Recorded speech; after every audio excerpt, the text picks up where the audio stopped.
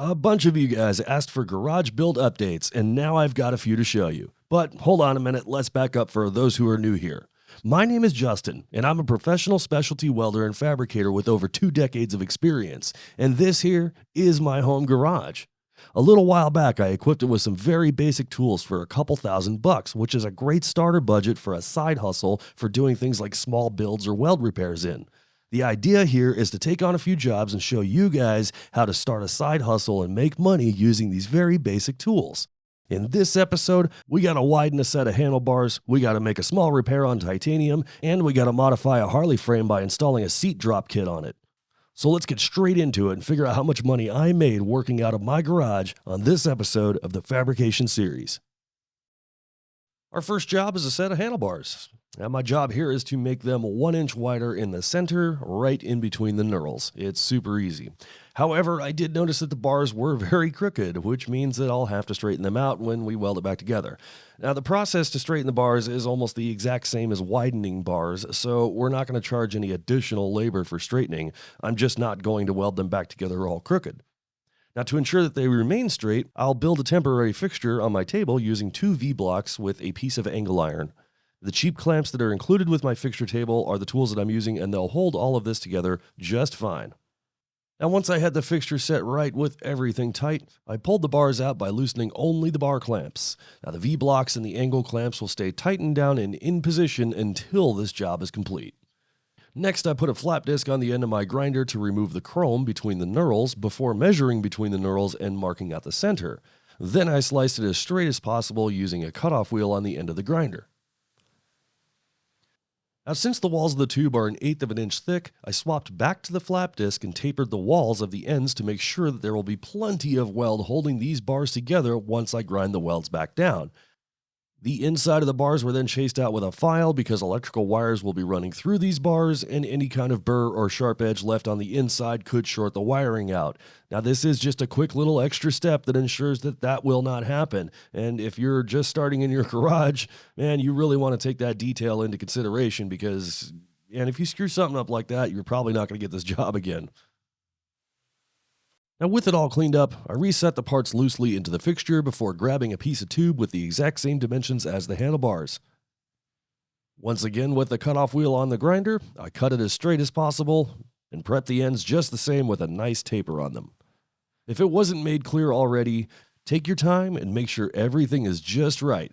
You've got lots of time when you're just starting off on a side hustle, and those details are what make you really stand out. After verifying the final measurement between the knurls, I gave the tubes a bunch of tack welds. Now, if you're new to welding tubes, you'll probably discover a little annoying thing called distortion. It's kind of what happens when liquid metal cools and solidifies, which has the power to pull the joint out of alignment. Now, the best way to combat distortion is to place your tacks in opposition. In other words, if tack 1 is at the 3 o'clock position, the opposing tack should be at the 9 o'clock position. And each time I lay down a tack weld, I always check the position in the fixture to ensure nothing has moved. If it did move, on the other hand, I would have to cut the tack welds off and then reset the fixture. Combating distortion, just like learning how to TIG weld, only takes time and practice. Eventually, you'll get it just right. Now once I had enough tacks down on the part, I welded the whole thing out, nice and heavy. I want to make sure that their welds penetrate all the way through since I will be grinding the welds flush once I finish welding and the part cools down. Now, if you've been watching TFS for a while, you should have heard me say, let the flap disc do the work and not your muscles. In this particular scenario, that is extremely important because the grinder is a less than ideal tool to use here. The reason why is because it is a bulky tool and this grinding is precise. It's going to take a little finesse to get the welds down without grinding down the surrounding tube too much, though there will be some. Now, since it's the only tool that we have right now, we just got to make it work. The center slot of the bars did not necessarily need to be cut out, but it certainly makes wiring easier, which is something I know my customer will appreciate. So after swapping back to the cutoff wheel again, I delicately cut the center out before smoothing and chasing it all down with a couple of assorted files. And this first job is officially done and ready to pay out. Now, the total time to knock it out was just under an hour, but I do have travel time of about 25 minutes or so to and from my customer's shop, which I do have to bill for, along with fuel. The round trip distance is equivalent to roughly a gallon of fuel depending on which vehicle I drive, so I just rounded this whole job up here to an even $150. Now let's move on to a small weld repair for some quick cash. Titanium. Now, I do believe this is an end cap for a muffler, but it doesn't really matter. The customer dropped it off and requested that I weld this tab onto the part, which he marked out and taped onto here, so that way I know exactly where it goes. But before I can get to zip-zapping anything together here, I do have to build a super cheap extension to my argon flow meter so I can back purge this part. Now, I'll spare you all the details of this super cheap purge kit because I do have a dedicated video all about it if you'd like to check out how to build one. And in case you don't know anything about titanium, I also have a lot of other videos about welding titanium that you might want to check out, including one that shows what happens when you don't back purge titanium. So after modding my flow meter, I gave the part a quick cleaning with some acetone to remove any kind of dirt, oils, or tape residue or anything like that before grabbing a hold of some aluminum foil to block the ends of this cap with. And just in case you are curious, aluminum foil is one of the best materials to use for the purpose of creating purge dams, as it can conform to just about any shape. It will definitely withstand the heat of welding, and it's very reusable, especially on round parts like tubes with common sizes. So after I cracked open the flow valve to let some pre-purge gas fill the inside of this part up, I set up my TIG machine. Now, it is extremely rare for me to pulse parts, but I don't have the recommended number 16 size cup for welding titanium. I'll have to keep the heat down a little so that the gas flow from my smaller number 12 cup can stay over the part longer. The pulse function is basically on to intentionally slow me down. I also have a ridiculous amount of stick out coming out of this cup right now, which is above and beyond the recommended value, but we can make this work. Now, I'll spare you all the settings on pulse because it's really not important at all. If you can't weld a part properly without using pulse, then you have absolutely no reason whatsoever to use pulse. It is a tool, it is not a crutch. But either way, this tab is stuck on with only autogenous passes, meaning without filler. And once the part was done, I had a look on the inside and sent it back to the customer. Everything was good. This is a $50 weld repair. It was roughly 25 minutes or so plus $10 worth of argon. The flow meter extension was not billed to my customer because the customer does not retain the flow meter afterwards, and it's not his fault that I don't have the right tool for the job.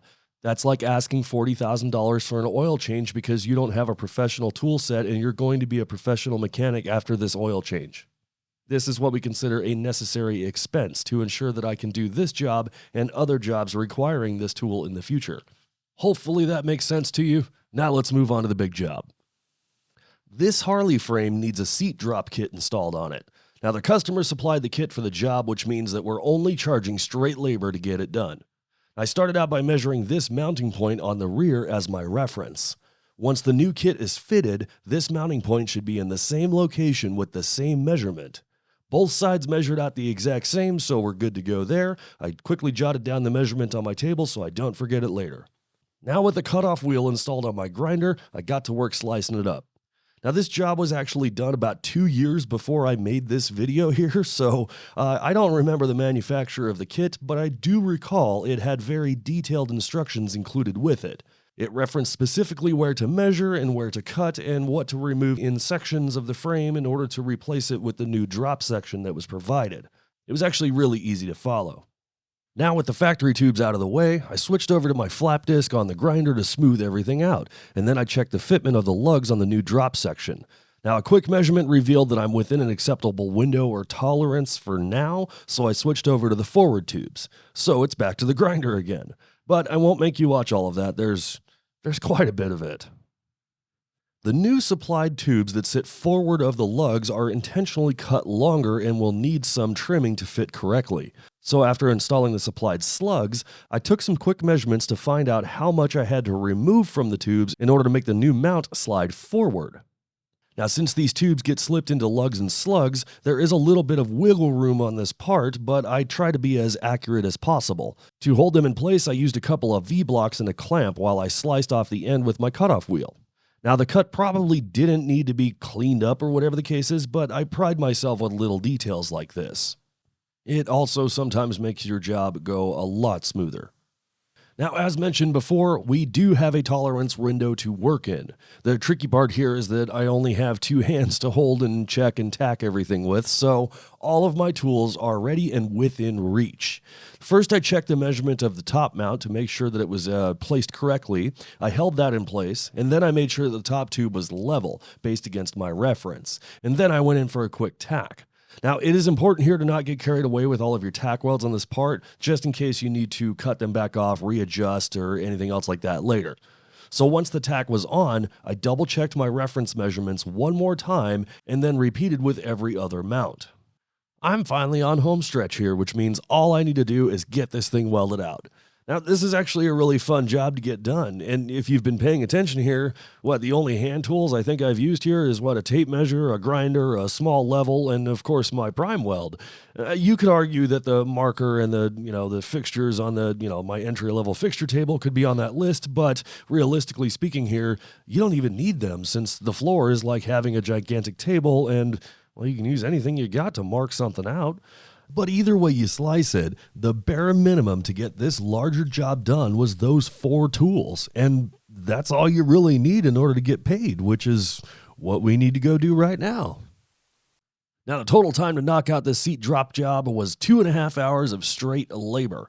But I do have travel time to and from my customer shop and consultation time totaling about 45 minutes, which I have to bill for, along with the fuel.